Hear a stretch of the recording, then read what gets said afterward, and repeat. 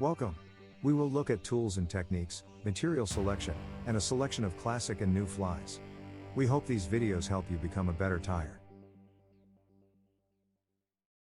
Hi, I'm Bob Palmer from Father's Fly Shop, and I have a confession. I never meant to publish this video. Since I've taken the video, I saw other videos, people saying they didn't know how to dye or they did not dye feathers or pelts. And so I decided, well, I had this footage, and so here it is. It's kind of choppy and goofy, but you can at least get a whole story out of it of how to dye pelts. And I've tried to make it as brief as possible. You get to see some of my tools and things that I built actually for drying feathers and pelts. So here goes. Never meant to publish this. It's not perfect. It's not professional, but it teaches you how to dye stuff.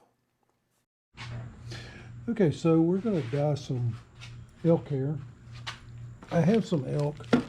You know, I collect this different stuff. This is old elk. I see it came from Angler's Covey for $1.25. This elk I picked because it's a light color, so I don't necessarily use. It does have some decent tips on it, but by and large it has a lot of broken tips and it's been cut badly. So since on the owl's hair cricket, I'm going to trim all of the tips off. I'm not so worried about that, so I'm going to use that. This is a drying box that I made, and I'll just show you. It's kind of scraps here, but put a hairdryer over here that blows in, then blows through the box itself, and it's forced to come out across the material on the other sides over here. So this can be good for drying, and you know, this was made out of some scrap. You could really make it out of anything, and it's just to force the air across the material without having to sit there and blow on it directly. It's a good bath for natural fabrics. I use this to get any excess oil off feathers and stuff like that. I'm also going to use it after we dye this in the washing process. This vinegar will just add a little acidic to the dye bath, and then I use RIT liquid dye. And I've got measuring spoons. All of this stuff, including the hot plate and the pan, is sort of dedicated to my dyeing operation. So if you read the back of the bottle, the RIT dye bottle, it'll tell you to put half a bottle in to 3 gallons of water. And obviously I don't have anywhere near 3 gallons of water in this little pan. It's more like 2.5 cups. So what I've discovered about this particular pan is that if I'm dyeing black, I want to go pretty heavy on the dye. So I put in 2 tablespoons of liquid dye. On most colors that are not like black, putting less color in the dye bath will give you a different color than putting more. So if you put in very light green, put in a half a tablespoon of green, you'll get a different color green than you will if you put in 2 tablespoons of green. Also, the amount of time you leave something in a dye bath is going to make a difference. Get a pad and paper, try different mixes. I have an olive color that I really like.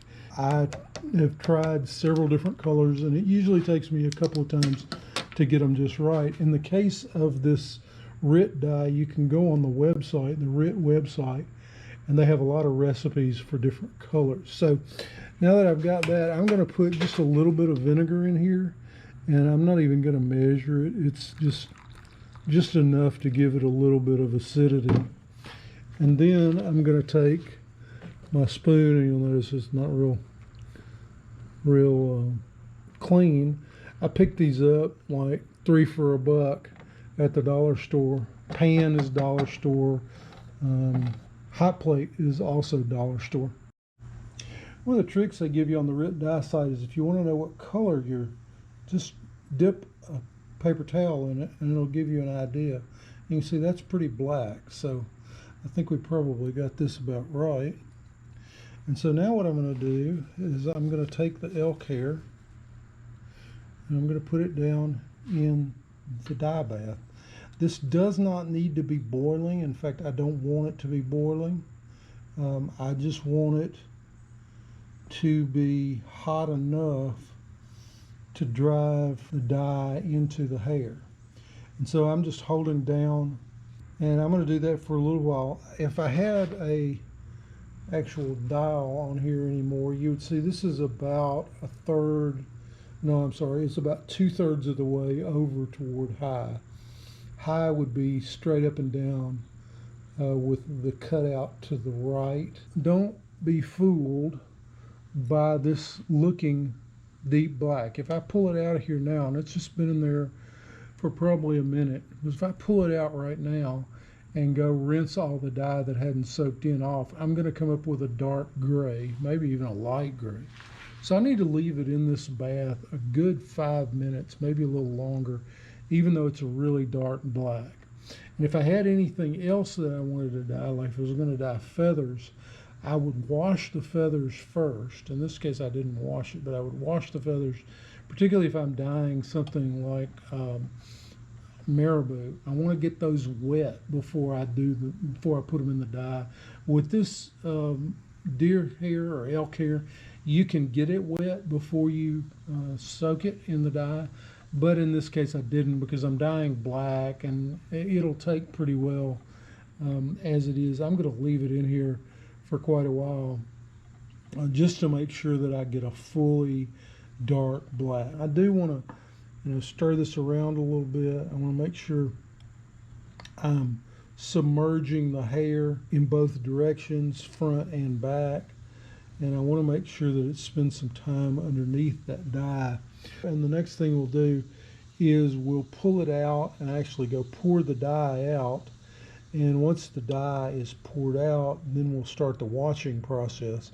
And that's when we use the center pole to get any dye that might be remaining in the hair out. If you've ever used a material that you got at a fly shop and you got a bunch of color on your hand, that's what happens if you don't get all the excess dye out of the material. One little tricks I've learned: if you want to push something down into a dye bath and you don't want to stand there and hold it, you can use blocks of wood. At least I use blocks of wood. You can use other things too, but I do use blocks of wood. These are pretty good because they're not so heavy that they're going to mess up the hair. And I got plenty of blocks of scrap wood lying around, so I just set it down and let it in there. It's been in there about 10 or 15 minutes now. I've decided I was spreading some of the hair apart with that little spoon that I had, and I noticed that the dye is just starting to get down into the base of the hair. So I'm probably going to leave this a good 15 minutes longer. Okay, so now we've dumped out the dye mixture, and this is what our elk hair looks like at this point. It's still kind of hot. Notice I've got a glove on. I'm going to pick up dye if I'm not careful. So what I'm going to do now is just take the water hose and start running a lot of water in this. Obviously, if you had a sink, you could do this in the sink. Since I don't, I have an outside water hose. And usually what I do is just pour out. You'll see there's tint to that water. Just get rid of all the excess and then put some more water. And I want to keep doing this until the water is relatively clear. At that point, what I'm going to do is I'm going to fill this about half full, and I'm going to take the center pole and I'm going to work it in, mix it into the water, and then I'm going to work it into the hair to get any excess dye out. And at this point, you probably want to go ahead and kind of massage the hair, pull the water out. And I noticed there was still some tint in that water, so I'm going to put, see, I'm still getting some tint in the water. I just want to keep washing over and over and over and over until I get all the tint out. Now I've got the center pole in here, and you see I'm working the hair pretty good, and it's kind of a detergent. You may see all kinds of things come out of this hair at this point. I've been washing commercial deer hair and seen deer ticks in it. That's pretty normal. You won't see that many, but you will see some. So just, wash the hair good, and then we're going to go back to rinsing it, and I'm not going to record that. We'll take a look at it once we get to the point of drying this out. Okay, now we've got the water off. We've got everything back where it belongs, and I've put the piece of hair in my little drying box. Got some paper towel underneath it and paper towel on top of it, which I'm going to push down just a little bit with. And you'll notice on here that I don't pick up much, if any, dye. That's the way it ought to be at this point. Okay, now if we grab the top, which I dropped, and put the top back on the drying box. Then we have this little hair dryer that I picked up at the dollar store, cheap hair dryer. And I need some weight at the side of it. I'm just going to pick up a vinegar bottle. Don't want to cut off the airflow, but I do need something to keep it in there. And then let me plug it in. Okay, now we've got the dryer plugged in, and we turn it on. That's medium. And if you can hold your hand over here so don't get a little piece of feather, you can see that I'm getting airflow at the side, which has to go over the top of the material. I also get airflow, good airflow at the back. So without putting the warm air directly on the material, my box is just forcing it to go around the corner and come across the material. And so I will just leave that right there, set my timer for 30 minutes or an hour, and come back, and when I come back it should be done. If you want to flatten this out, notice this is going to be curled up just a little bit. If you want to flatten this out, you're going to have to mash it down and put something on top of it.